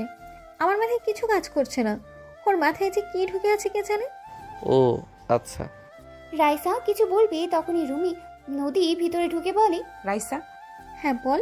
আজকে আমি তোর সাথে ঘুমাবো। অনেকদিন ধরে দুই বোন একসাথে থাকি না, গল্প করা হয় না। রাইসা নদীর কথা শুনে চমকে গেল, ঢোক গিলতে লাগলো। আয়ান মনে মনে ভাবতে লাগলো, পাগলি বউ আমার, ভেবেছে আমি ম্যামের সাথে বাসর করব। পাগলি তো জানে না আমাদের বিয়ে হয় নাই, আর তো বাসর দূরের কথা। ইয়া মানে? নদী, আমাদের তো অনেক কাজ, আগামীকাল একসাথে গল্প করব। বুঝছি, জামাই পেয়ে বোনদের ভুলে গেছিস। আমি যে তোর বোনের থেকেও বেশি কিছু, এইটা তুই ভুলে গেছিস। এখন তোর স্বামী সব, তাই না? আরে নদী, তা না, তুই ভুল বসছিস। দেখ, সত্যি আমাদের অনেক কাজ আছে। রাইসার কথা শুনে নদী মনে মনে ভাবতে লাগলো, কি কাজ আছে আমি ভালো করে জানি। আমার জামাইয়ের সাথে বাসর করাবো ভালো করে, যেইভাবেই হোক এই রুমে থাকতেই হবে, না হলে ওদের মাঝে। না না, এটা হতে পারে না। নদী কথাগুলো ভেবে বলে ওঠে, আমি কিছু জানি না, আমি এখানে থাকবো, তোর সাথে ঘুমাবো, এটাই আমার শেষ কথা। নদী কথাগুলো বলে সোজা খাটে গিয়ে শুয়ে পড়ল। আয়ান বলে ওঠে, শালিকা, তুমি তো জানো আমাদের বাসর এখনো হয় নাই। তুমি যদি থাকো তাহলে আমরা বাসর কিভাবে করব? আয়ানের কথা শুনে রাইসা রাগী লুক নিয়ে তাকালে আয়ান চোখ টিপ দিলে রাইসা কিছু বলল না। নদী বলে ওঠে, দেখুন দুলাভাই, আমার বোনকে আমি অনেক ভালোবাসি। আমি এতদিন দেশে ছিলাম না, রাইসাও নিজের অফিসের জন্য ব্যস্ত ছিল। দুই বোন অনেক দিন ধরে একসাথে থাকি না, বাসর পরে করেন। বউ তো আর পালিয়ে যাচ্ছে না। আমার অনেক মনে পড়ছে রাইসাকে। আমি এখন এখান থেকে যাব না। আপনি আমার বউকে আমার থেকে দূরে রাখতে পারেন না। আইন বাদ দাও, নদী বয়সে শুধু বড় হয়েছে, এখনো বাচ্চাদের মতো আছে। আর আসলে আমরা দু বোন অনেক দিন ধরে একসাথে থাকি না। আজকে তুমি সোফায় ঘুমাও, আমি আর নদী একসাথে ঘুমাবো। বউ, তুমি শুধু তোমার বোনের কথা ভাবলে, আমার কথা তো একটু ভাবো না। রাইসা চোখ পাকালে আয়ান ইশারা করলে রাইসা বলে ওঠে, এতদিন ধৈর্য ধরেছ, আজকে রাত তো ধৈর্য ধরো। রাইসা আমার কাছে আয়, তোর জামাইয়ের কাছে অনেক গেছস। নদী রাইসাকে খাটে বসিয়ে রাইসার কোলে বসে আয়নের দিকে তাকিয়ে ভিলেনের মতো হাসি দিলে আয়ান হাসতে শুরু করে দিল। রাইসা ভ্রু কুচকে তাকালে আয়ান বলে ওঠে, বউ আমার জায়গায় তুমি শালিকাকে কেন দিচ্ছ? কাজ করো। ঠিক আছে। রাইসা নদীর মাথায় হাত বুলিয়ে দিয়ে ঘুম পাড়িয়ে দিল। রাইসা আয়ানকে বলে, এই তুমি এত বেশি কথা বলে কেন? রাগ তুলবে না বলে দিলাম, ভুলেছেও না। তুমি কিন্তু আমার ফেক হাজবেন্ড, জামাইয়ের মতো ব্যবহার করবে না একদম। ম্যাম, আপনার যে বোন উনি সন্দেহ করতো, তাই আমি একটু বাজে কথা বলছি। আমি আপনার জন্য তো বললাম। ভালো হয়েছে, মনোযোগ দাও। আয়ান চুপচাপ কাজ করতে লাগলো। রাইসা ল্যাপটপ নিয়ে কাজ করতে লাগলো। সারা রাত দুইজন কাজ করতেই লাগলো। 4টার দিকে দুইজন ঘুমিয়ে গেল। সকালে নদী ঘুম ভাঙলে দেখে রাইসা ওকে জড়িয়ে ধরে ঘুমিয়ে আছে। নদী রাইসার হাত ছড়িয়ে দিয়ে আয়নের দিকে তাকিয়ে দেখে আয়ান সোফায় ঘুমিয়ে আছে। নদী বিজয়ী হাসি হেসে মনে মনে ভাবতে লাগলো, কর বাসর, আমার আগে বাসর করার মজা বুঝিয়ে দিয়েছি। লুচ্চা বেডা একটা, এমন জায়গায় মারবো না বাসর আর মুখেও নিয়ে আসবি না, কুত্তা বিড়াল। নদী মুখ ভেঙচি দিয়ে নেমে চলে গেল রুমে। রাইসার ঘুম ভাঙলে ঘড়ির দিকে তাকাতে দেখে অনেক বেজে গেছে। রাইসা তাড়াতাড়ি করে উঠে পড়লো। আয়নকে তাড়াতাড়ি ডাক দিয়ে তুলে নিয়ে বলল, আয়ন ওঠো, তাড়াতাড়ি রেডি হতে হবে, অনেক বেঁচে গেছে। রাইসা কথাগুলো বলেই চলে গেল। আয়ান তাড়াহুড়ো করে উঠে পড়লো। ব্যাগ থেকে শার্ট প্যান্ট নিয়ে পাশের রুমে গিয়ে ফ্রেশ হয়ে রেডি হয়ে নিল। রাইসার রুমে এসেছে, সব কিছু গুছিয়ে নিতে লাগলো। গুছিয়ে নিয়ে রাইসার সাথে তাড়াতাড়ি করে বাসা থেকে বের হয়ে গেল। সন্ধ্যার দিকে আয়ান রাইসা বাসায় ফিরল। বাসায় ঘরে যেতেই আয়ান রাইসা দুজন চমকে উঠল। আয়ানকে দেখে কেউ কিছু বলার আগেই নদীর আম্মু বলে ওঠে, আম্মাজান, এটা রাইসা আর তার হাজবেন্ড আয়ান। রাইসা, এইটা তোর দাদিমা, ছোট চাচ্চু চাচ্চি, আর এটা তোর ছোট চাচ্চুর ছেলে মেয়ে রাফি আতিয়া। আসসালামু আলাইকুম, কেমন আছেন আপনারা? ওয়ালাইকুম আসসালাম, আলহামদুলিল্লাহ। আয়ানকে কেউ কিছু বলার আগেই আয়ান হাতিয়ার সামনে গিয়ে ঠাস করে থাপ্পড় মেরে দিল। সবাই হতভম্ব হয়ে গেল। নদীর আব্বু রেগে বলে ওঠে, ফকিন্নির বাচ্চা, তোর এত বড় সাহস, আমার বাতিজির গায়ে হাত তুলস? রাইসা, তোর জামাইকে আজকে আমার হাত থেকে কেউ বাঁচাতে পারবে না। অনেক সহ্য করেছি, আর না। আয়ান, এটা কি করলে? এই তোমার বয়স কত? হাতিয়া গালে হাত দিয়ে ঠোঁট বিচ্ছিরে কান্না করতে লাগলো। আয়ানকে জড়িয়ে ধরলে আয়ান সরিয়ে দেওয়ার চেষ্টা করতে লাগলো। আয়ান বলে ওঠে, খুব পাকনা হয়ে গেছো তাই না? কোথায় কি করো তুমি? কি ভাবছো আমি কিছু জানি না? থাপ্পড় দিয়ে সবগুলো দাঁত ফেলে দিব। কি করছো তুমি জানো না নাকি? আমি যদি মুখ খুলি তো তোমাকে মেরে কেটে নদীতে ভাসিয়ে দিব। ছাড়ো। নদীর আব্বু রেগে আয়নের কলার ধরে টান দিয়ে ঠাস করে থাপ্পড় মারলো। দাদিমা বলে ওঠে, শফিক, ছাড়ো ওকে। আম্মাজান, আপনি জানেন না এই ফকিন্নির বাচ্চা রাইসাকে ফাঁসিয়ে বিয়ে করেছে। আমাদের সম্পত্তির লোভে এই বাড়িতে এসেছে। শফিক, ছাড়তে বলেছি, ছাড়ো। কে কি সেটাই না জেনে হাত তুলবে না। তোমাদের সম্পত্তির লোভ ওর নাই, বুঝতে পারছো? ওর যা আছে তোমাদের তাও নেই। ছেড়ে ওকে। দাদিমার কথা শুনিয়ে সবাই অবাক হয়ে গেল। আয়ান নদীর আব্বুর হাত সরিয়ে দিয়ে বলল, আপনাদের সব ভাইদের মধ্যে শুধু অহংকার, শুধুমাত্র একমাত্র আমার শ্বশুর ভালো মনের মানুষ। আয়ান কথাগুলো বলেই চলে গেল। রাইসা বলে ওঠে, আয়নের হয়ে আমি সবার কাছে ক্ষমা চাচ্ছি। হাজব্যান্ডের সাথে অনেক সুখে আছেন দেখছি। অবশ্যই, কেন থাকবো না। রাইসা কথাগুলো বলেই চলে গেল। আয়ান ফ্রেশ হয়ে খাটে বসলে রাইসা রেগে বলে, তুমি আমার কাজিনের গায়ে হাত তোলার সাহস কি করে পেলে? নোংরামি করার একটা লিমিট আছে। আশিক ভাইয়ার গার্লফ্রেন্ড ওই মেয়েটা, অসভ্য একটা মেয়ে। ওরা তো বিয়ে করবে, তাতে তোমার কি সমস্যা? দেখো, তুমি নিজে লিমিটের ভেতরে থাকো। উনি আপনার কাজিন হয়, আগে তো বলেন নাই। কি বলবো, আমি নিজেই তো জানতাম না। জানলে কি এত কিছু করতে হইতো? সবাই জানিয়ে দিতাম। ও আচ্ছা, যাই হোক, আমরা যে প্রজেক্টটা পেলাম এতে অনেক ভালো লাগছে। আপনার অনেক দিনের স্বপ্ন পূর্ণ হয়েছে। এখন শুধু কাজ করতে হবে। ঢাকা চলে যেতে হবে যত তাড়াতাড়ি। আপনার ফ্যামিলিগত সমস্যার সমাধান করতে হবে। রাইসা আলমারি থেকে পোশাক নিয়ে ওয়াশরুমে চলে গেল। গোসল করে ছাদে চলে গেল। আয়নও ছাদে চলে গেল। বাতাসে রাইসার চোখে কিছু পড়লে রাইসা বলে ওঠে, আয়ান, একটু দেখবে কি? গলা অনেক জ্বালা করছে। আয়ান রাইসার চোখে ফু দিতে লাগলো।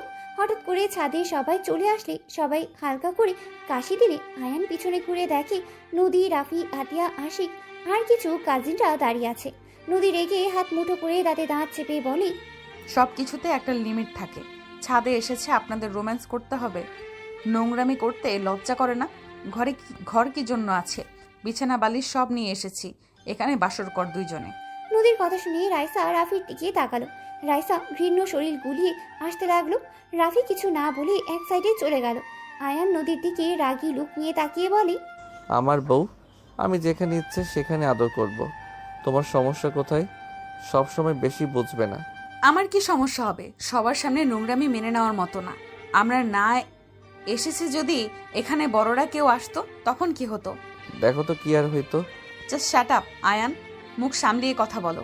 ভাইয়া ভাবির চোখে ময়লা গেছে, বের করে দাও। আমি তো বের করতে নিয়েছি, তার ভিতরে তো তোমরা চলে আসলে। আয়নের মুখ থেকে ভাইয়া ভাবি শুনে বেশ অবাক হয়ে গেল নদী, রাইসা, আশিক। রাফি বলে ওঠে, তুই বের কর, আমার বউ নাকি যে আমি বের করব? মেজাজ খারাপ করবে না, তুমি ভালো করে জানো এখানে কোনো বাজে কিছু হতে পারে না। বের কর, কেউ দেখলে ঝামেলা হবে, চোখ দিয়ে পানি পড়ছে। আতিয়া ভাবির চোখের ময়লাটা বের করে দাও।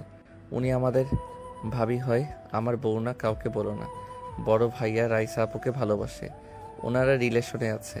আর তুমি আশিকের সাথে যা শুরু করছো, মেজাজ খারাপ করো না। কথা বলা যদি বেশি দেখি, থাপ্পড় মেরে গাল ফাটিয়ে দিব। আয়নের কথা শুনে সবাই চোখ বড় বড় করে ফেললো।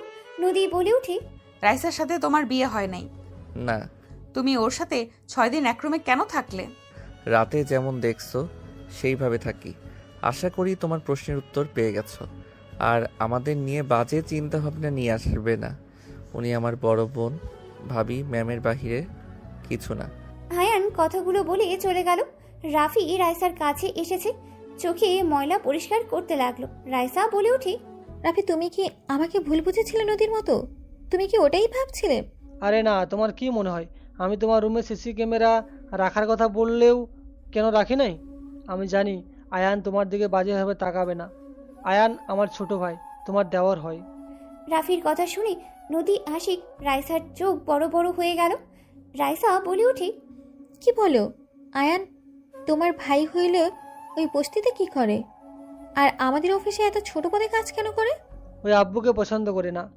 তোমার আব্বু যেমন তোমাদের দুই ভাই বোনকে পেরায় রাখে, শাসন রাখে, তেমন সেম আমার আব্বু। আব্বু অনেক রাগী, বদমেজাজি। আব্বু ছোটবেলা থেকে বাইরে বেশি থেকেছে। আয়ান আব্বুর ভালোবাসা তেমন পায় নাই। তার ভিতরে আবার আব্বু বাসায় আসলে আয়ানকে আমাদের তিনজনকে অনেক শাসনে রাখতো। কিছু ভুল করলে মারতো, বকাঝকা করতো। আম্মু কিছু বলে আম্মুর গায়ে হাত তুলতো। আম্মুর গায়ে হাত তোলা থেকে ওইটাই আয়ানের মনের ভিতরে আব্বুর প্রতি ঘৃণা জন্ম নেয়। আব্বুর কোনো কাজ আয়ানের ভালো লাগতো না। আম্মুকে প্রতিবাদ করতে বলে আম্মু করতো না, আয়ানকে বুঝাতো। আয়ান একদিন রেগে গিয়ে ভাঙচুর করে বলে দেয়, ওই আব্বু আম্মুর কারো সন্তান না, ও এতিম। ওকে যদি সন্তান হিসাবে পরিচয় দেয়, সেই দিন আয়ান নিজেকে শেষ করে দিবে। সেই দিন রাতে আয়ান পালিয়ে দেশে চলে আসে। তারপর থেকে অন্য পরিচয় আছে। সেদিন কোলে নিয়ে আসলাম, তুমি তো ওকে কিছু বলো না, আর আমাকেও তো বললে না। আমি তোমাকে কিছু বললেও ওই এখানে আসতো না। তুমি ভাবি হবে দেখে তোমার সাথে এসেছে। অন্য কোনো মেয়ে হইলে তোমার সাথে কখনোই আসতো না। মানুষ ঠকানো ওর পছন্দ না। এই কাজগুলো করতেও ওই মনের সাথে হয়তো লড়াই করেছে। প্রথমে ওই রাজি হয়নি, তোমাকে দেখার পর হুট করে হ্যাঁ বলে দেয়। আমি বুঝতে পারছিলাম না, ওকে দেখে কোনো কিছু বোঝা যায় না, চাপা স্বভাবের। সবার কথা শুনে নদী থমকে গেল। নদী দৌড়ে নিচে চলে গেল। নদী রাইসার রুমের সামনে গিয়ে দেখে আয়ানের আম্মু আয়ানকে জড়িয়ে ধরে কান্না করতে করতে বলছে, আয়ান, আর কতদিন আমাকে এভাবে শাস্তি দিবি? তুই আমার সন্তান, তোকে আমি কারোর সামনে পরিচয় দিতে পারছি না। আয়ান, তোকে এভাবে দেখতে আমার একদম ভালো লাগছে না। সন্তানকে কষ্ট পেতে দেখলে কি কোনো মায়ের মন শান্ত থাকতে পারে বল? 2টা সন্তান আছে, তাদের নিয়ে থাকেন, আমাকে ছাড়েন, কেউ এসে পড়বে।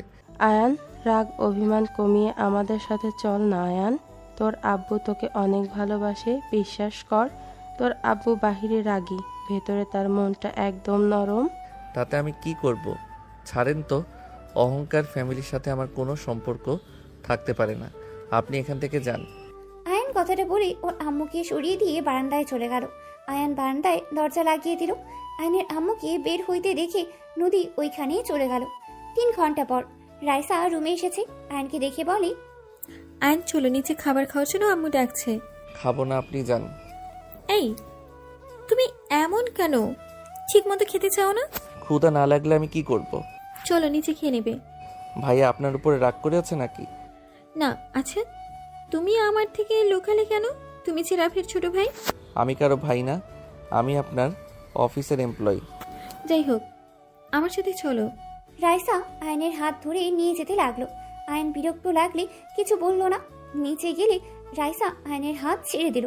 দুজন নিচে চলে গেল। আয়নকে রাইসা বলল, আয়ন চেয়ারে বসো। দরকার নাই, যেখানে বসে খাই ওইখানেই ঠিক আছে। আয়ন নিচে বসলে সবাই অবাক হয়ে তাকালো। রাইসার আব্বু বলে উঠে, ব্যাস অনেক হয়েছে, আয়ান এখানেই এসেছে, বসো। আমি তোমার শ্বশুর হয়ে বলছি, তুমি আমার কথা শুনবে না? তুমি কি মেয়ের জামাইকে মেনে নিলে নাকি? নদীর আব্বুর কথা শুনে রাইসার আব্বু কিছু না বলে উঠে গিয়ে আয়নের হাত ধরে চেয়ার টেনে বসিয়ে নিয়ে পাশে বসে পড়ল। রাইসা আয়নের পাশেই বসলো। রাইসার আব্বু বলে, আজ থেকে আমি আমার মেয়ের জামাইয়ের কোনো অপমান সহ্য করব না। আমার মেয়ে জামাই গরিব হতে পারে, বাট মনের দিক দিয়ে ওই ধনী। আর কিছু মানুষ টাকা পয়সা থাকার পরও সেই মনের দিক দিয়ে ছোট লোক। রাইসার আব্বুর কথা শুনে নদীর আব্বু রেগে গিয়ে বলে, তুই আমাকে ইঙ্গিত করে কথা বললি। দিন দিন অনেক সাহস বাড়ছে তোর। বড় ভাইকে সম্মান করতে ভুলে যাচ্ছিস তাই না? মেয়ের জামাইকে বেশি মাথায় তুলিস না, পরে দেখবি তোকে রাস্তায় বসিয়ে দিয়ে চলে গেছে।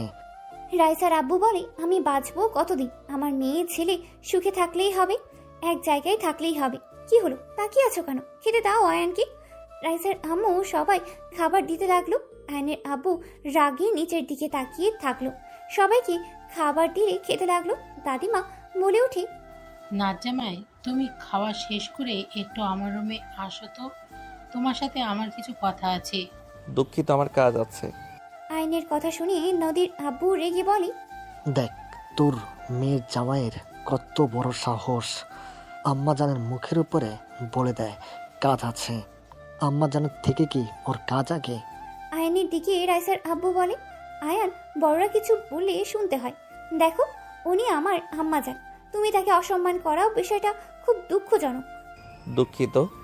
আয়ন কথাগুলো বলে নিচের দিকে তাকিয়ে থাকতে খেতে লাগলো। নদী আয়নের দিকে তাকিয়ে থাকতে লাগলো। সবাই টুকটাক কথা বলতে লাগলো। খাওয়া দাওয়া হইলে সবাই বসার ঘরে বসে পড়লো। আয়ান রাইসার পাশে বসে থেকে ফোন চালাচ্ছিল। সবাই কথা বলতে লাগলো।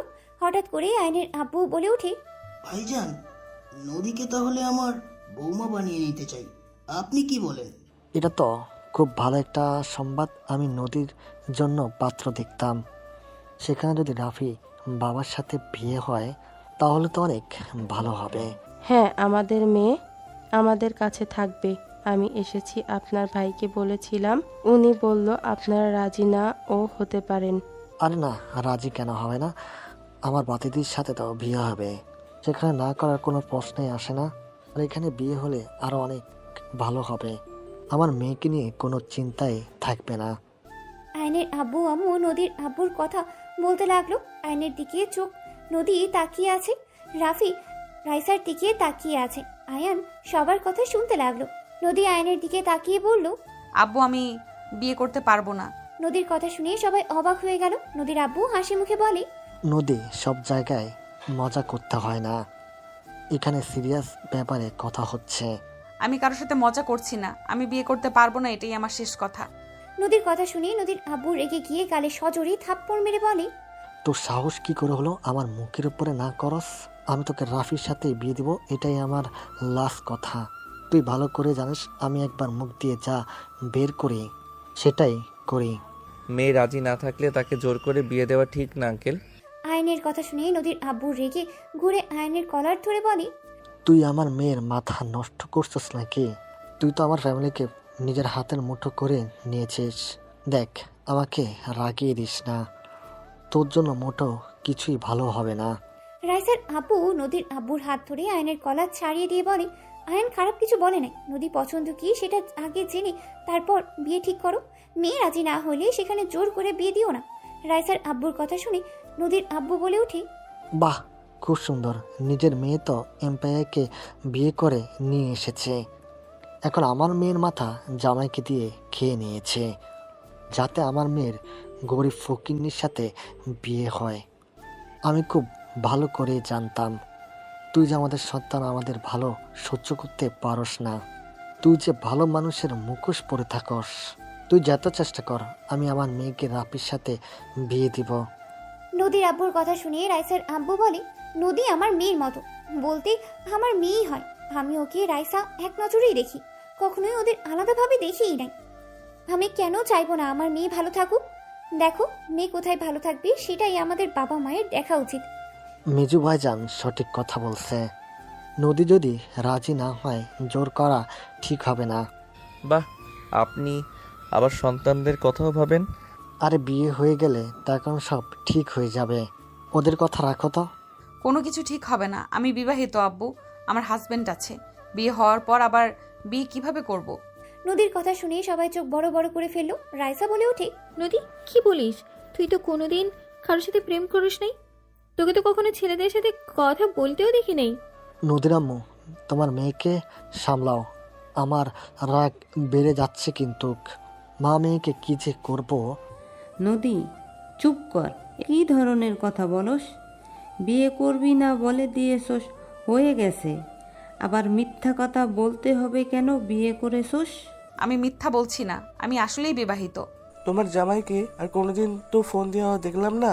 তুমি তো দেশে 1 বছর ধরে এসেছো, কই কখনো তো কল দেওয়া দেখলাম না। তোমার ফোনও তো আমার কাছে 2 দিন হলো ছিল। কোনো ছেলের ফ্রেন্ড বা কোনো ছেলে তো কল পেলাম না। আপু মজা করো না তো।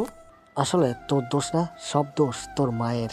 নদীর আব্বু কথাগুলো বলি নদীর আম্মুকে থাপ্পড় মারতে যাবে, সাথে সাথেই দাদিমা হাত ধরে গালে সজোরে থাপ্পড় মেরে দিয়ে বলল, ব্যাস অনেক হয়েছে। আর না, কি শুরু করেছো? বাপ ছেলের এক অবস্থা, কোনো কিছু হইলেই স্ত্রীর গায়ে হাত তুলবে। এইসব কি ধরনের অসভ্য? হ্যাঁ, কথা মুখ দিয়ে বলো, কথায় কথায় হাত তোলার অভ্যাস কমাও। আম্মাজান, আপনি জানেন না এই মা মেয়ে আমার চোখের আড়ালে কত কি করে রাখছে।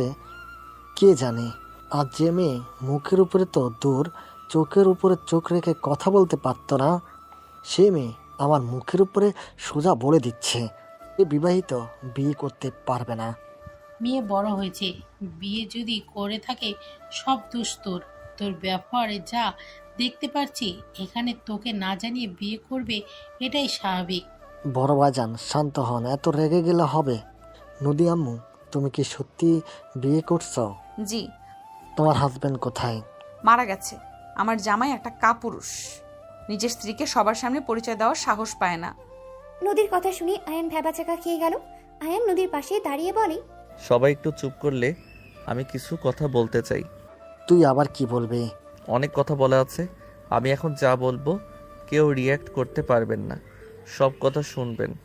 যখন বলবো আপনারা এখন রিয়্যাক্ট করতে পারেন, তাছাড়া যদি করেন এখানে যা আসে সব কিছু ভাঙচুর হবে। তুই হুমকি দেস নাকি? আয়ানের কলার ধরলে আয়ান হাত সরিয়ে দিয়ে বলল, কুল। প্রথমে তো মেজো চাচ্ছ আপনাকে, এখন যা বলবো আপনি অনেক কষ্ট পাবেন। আমাকে আপনি ক্ষমা করে দিয়েন।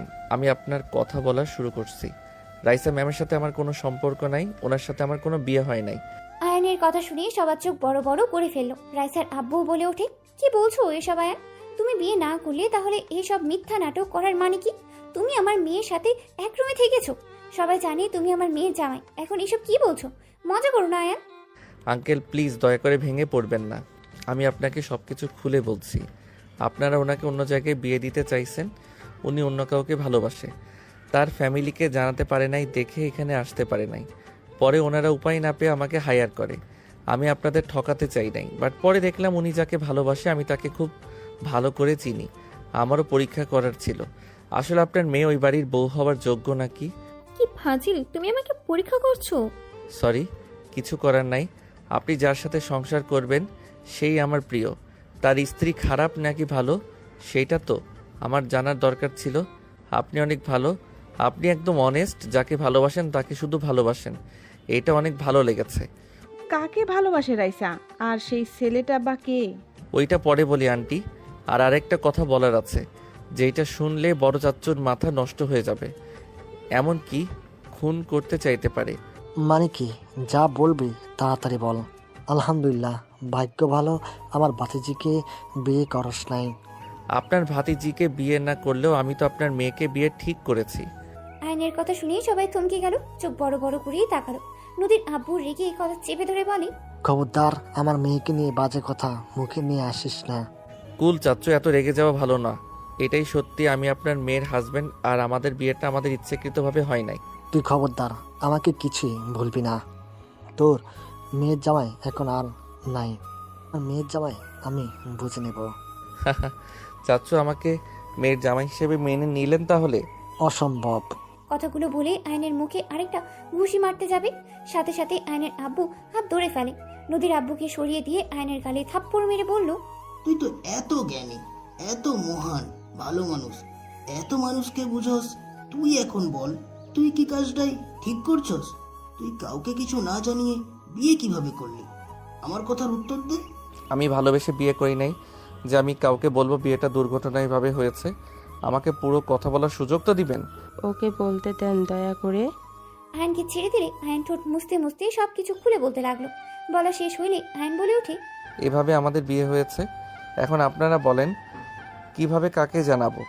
আর আমরা দুইজন এক রাত হোটেলে থেকেছি, তারপর একে অপর আলাদা রাস্তা। এতদিন আমাদের মাঝে কোনো যোগাযোগ ছিল না। এখানে আসার পর আমি রিয়ালাইজ করি আমার বউকে আমার ভালোবাসা উচিত, তাকে আমার ঘরে তুলে নেওয়া উচিত। বিয়ে যেভাবে হোক না কেন, সেই তো আমার স্ত্রী। এই জন্য তো মাঝে মাঝে নদী আপুকে তোমার সাথে দেখতাম। আমি ভেবেছিলাম দুলাভাই, তাই হয়তো গল্প করতে যাই। তার মানে গতকাল আমার সাথে শুয়ে থাকার কারণ দেখতে এসেছিলে? আমরা আসলে কি করছি, আয়ন আমাকে টাচ করে কিনা এইসব দেখার জন্য শুয়েছিলে?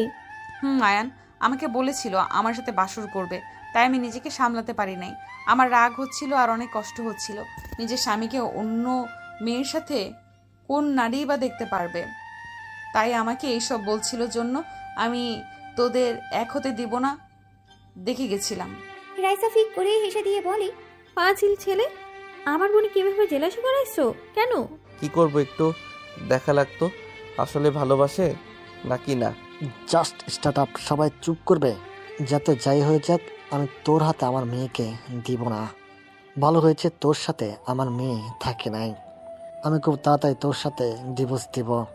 রাফি বাবা, তুমি তো শুনলে ওদের মধ্যে কোনো সম্পর্ক নাই, বিয়ে শুধু হয়েছে। দুঃখিত চাচু, ওদের মাঝে সম্পর্ক থাক বা না থাক, আমি নদীকে বিয়ে করতে পারবো না। শুধু নদী কেন, কোনো মেয়েকে বিয়ে করতে পারবো না। কেন, তুই আবার ছোট ভাইয়ের মতো বিয়ে করে রাখছস নাকি? আম্মু, রাইসা আপু তোমার বড় বৌমা, আর নদী তোমার ছোট বৌমা, আর আশিক তোমার মেয়ের জামাই। আতিয়া আশিক রিলেশনে আছে, আর ভাইয়া আর রাইসা আপু রিলেশনে আছে। রাফি ভাইয়া আব্বুর ভয়ে কিছু বলতে পারে নাই। আমি বলে দিলাম, এখন তোমরা মেনে নিবে নাকি না। যদি নাও ভালো, না নিলে কিছু করার নাই। জ্ঞানী, তোমার একমাত্র মেজো ছেলেটা সব থেকে ভালো, আর দুইটা সেম।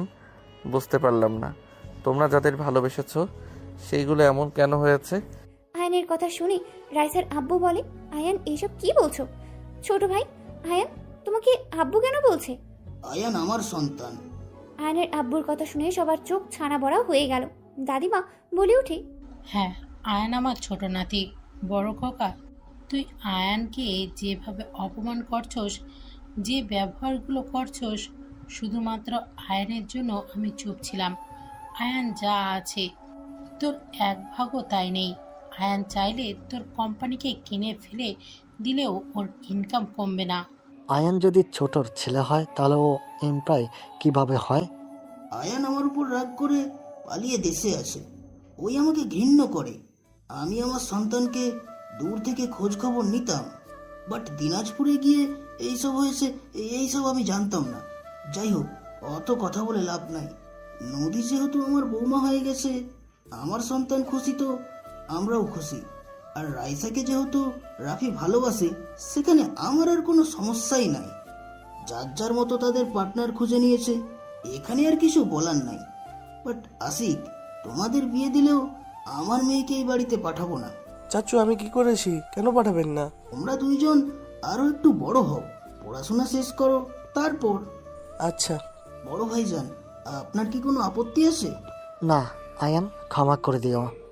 আমাকে তো একবার বলতে পারতে যে তুমি আমাদের ভাতিজা? আসল ব্যবহার তো সবার দেখলাম। যাই হোক নদী, তুমি যদি ভেবে থাকো আমি ওনার ছেলে দেখে লন্ডন গিয়ে থাকতো তাহলে ভুল। আমি ওই বস্তিতে থাকবো। আমার সাথে যদি বস্তিতে থাকতে পারো তাহলে আমার হাতটা শক্ত করে ধরবে, ছাড়তে পারবে না। আর যদি না ধরো তাহলে সারা জীবনের মতো চলে যাবে। নদী আয়নের হাত শক্ত করে ধরে বলে, স্বামী যেখানে আমিও সেখানে, কিন্তু পরনারীদের থেকে দূরে থাকতে হবে। যদি কোনো নারীর সাথে দেখি তাহলে কিন্তু। বুঝছি, খুন করবে নাকি? ও থুকু, আমি তো মারা গেছে, আমাকে আবার খুন করবে কিভাবে? আয়নের কথা শুনে সবাই হেসে দিলে নদী আয়নকে মারতে মারতে বলে, আমি রেগে বলছি, তুমি চুপ করেছিলে তাই বলছি। ও আচ্ছা, আমি তো ভেবেছিলাম সত্যি মারা গেছি। চুপ করো। আয়ন চুপ হয়ে গেলে সবাই হাসতে লাগলো। নদী আয়নের বাহু জড়িয়ে ধরে লজ্জা পেয়ে গেল। আয়ান হেসে দিল নদীকে জড়িয়ে নিয়ে। এই যে ভাইরা আপুরা, কোথায় যেতেছেন? ভিডিও দেখেই চলে যাবেন সেটা তো হবে না, আমাদের চ্যানেলটা সাবস্ক্রাইব করতে হবে। তো তাড়াতাড়ি আমাদের চ্যানেলটা সাবস্ক্রাইব করুন।